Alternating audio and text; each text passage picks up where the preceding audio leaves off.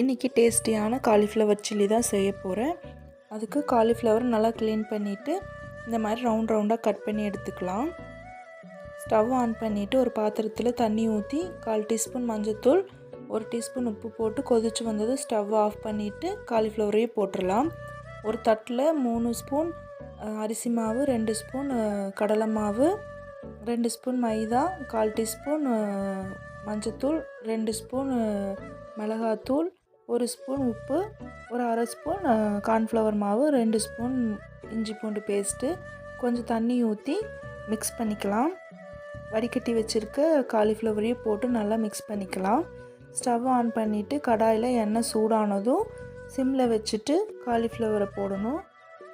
2 நிமிஷம் கழித்து திருப்பி போட்டுட்டு ஒரு 5 நிமிஷம் அப்படியே சிம்லேயே வேக விட்டு எடுத்தோன்னா காலிஃப்ளவர் சில்லி ரெடி.